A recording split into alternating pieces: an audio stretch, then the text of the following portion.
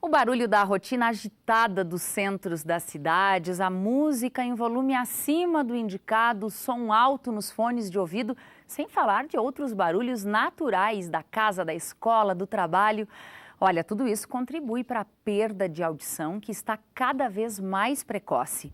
Quem nasce surdo tem alternativas para ouvir, mas quem se expõe a esses barulhos todos os dias pode ter uma perda irreversível.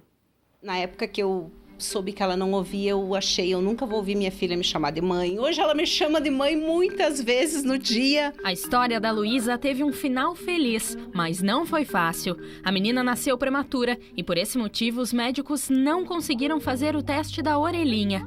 Depois do primeiro ano de nascimento, a Rosane descobriu que a filha era completamente surda. Quando a Luísa fez 1 ano, no dia do aniversário dela, a gente cantando parabéns, e ela não ouviu. Quando ela estava de costa, ela não respondia, porque até então ela era uma criança que tu não cobra que uma criança fale até 1 ano, né?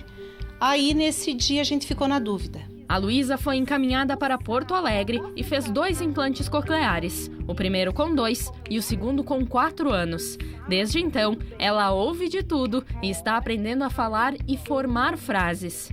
A menina de 8 anos faz terapia com uma fonoaudióloga da Prefeitura de Passo Fundo, na Unidade Básica de Saúde do loteamento Santo Antônio da Pedreira. Luísa também frequenta a clínica escola da Faculdade de Fonoaudiologia da UPF. Eu vim acompanhando a Luísa no processo de se apropriar do som, né? Esse som é transmitido para o cérebro e precisa ter um significado, que é o fonoaudiólogo que ajuda a criança nesse momento e a desenvolver a fala. Então, ela está em terapia semanal com a Prefeitura de Passo Fundo, né? Ela frequenta a nossa unidade e ela faz terapia também visando o processo de alfabetização, no qual ela está sendo inserida agora ao mundo da escrita, né? É possível detectar problemas auditivos logo que a criança nasce. Por isso, os bebês passam pelo teste da orelhinha. Se o exame não for realizado, os pais precisam ficar atentos a todo tipo de sinal, ainda nos primeiros meses de vida. Aquele bebê, né, que por acaso, por algum motivo não passou pelo teste da orelhinha, esse bebê, ele vai balbuciar, ele vai fazer sons até os 6 meses mais ou menos, uma comunicação não intencional. É como se nós nascêssemos programados para fazer esses sons. Mas se eu não tiver a minha audição íntegra, eu vou silenciar. Então o bebê fica mais silencioso depois dos 6 meses, quando ele não ouve. Então não é normal, um bebê precisa se comunicar, precisa balbuciar, precisa falar. Então os pais fiquem atentos, né? A criança muito quietinha, né? A gente precisa analisar isso.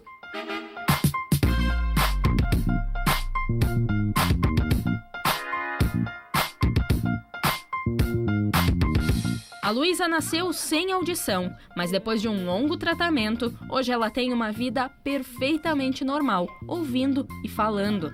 O problema é quando as pessoas nascem com a audição perfeita, porém são expostas a ruídos altos por longos períodos durante a vida.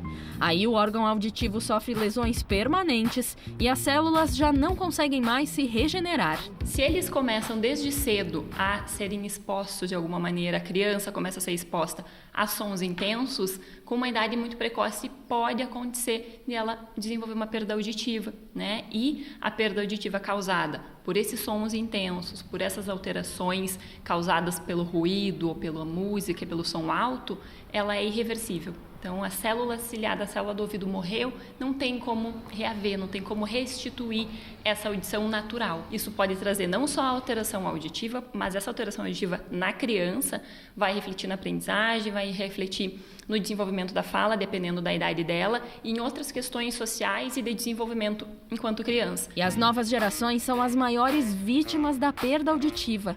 Principal motivo: fone de ouvido em volumes muito altos. Quanto tempo tu passa de fone por dia? Olha, eu não uso fone de ouvido.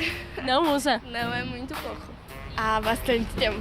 Às vezes, 1 hora seguida, assim, de noite, mais de noite. De dia, geralmente, quando eu venho pra escola, quando voltando da escola, mas não passa de meia hora, assim. Só quando eu tô na rua eu escuto, bem dizer, em casa, eu nunca uso. Na rua, 20 minutos, meia hora. Não sei quanto tempo, geralmente indo pra faculdade ou voltando, né? Indo até em casa, no caminho. Isso nunca te incomodou assim? Às vezes incomoda, assim, principalmente na sala de aula, quando tem bastante gente escutando. E às vezes o ouvido fica chiando um pouquinho, né, quando coloca mais alto. Algumas horas eu começo a sentir um desconforto na orelha, parece que estou vendo murchados, mas nada assim depois passa, sabe? Mas eu já fico meio ligado assim para cuidar, regular bem. E tem que cuidar mesmo. O volume dos fones não deve ultrapassar a metade da capacidade do aparelho que emitir o som. E se alguns desses sintomas aparecerem, hora de procurar um médico. Ele pode começar a perceber zumbido, né? Aquele barulhinho no ouvido depois que ele tira o fone. Então, é importante tanto que os jovens quanto os pais fiquem atentos a esses sinais. Pode ficar com dor de cabeça dependendo da intensidade sonora e aí, daqui a pouco, começa a ter dificuldade para ouvir. Qualquer sinal auditivo, procurar, né, um profissional para auxiliar e para fazer uma avaliação, porque assim é rápido e consegue identificar logo se existe ou não uma alteração.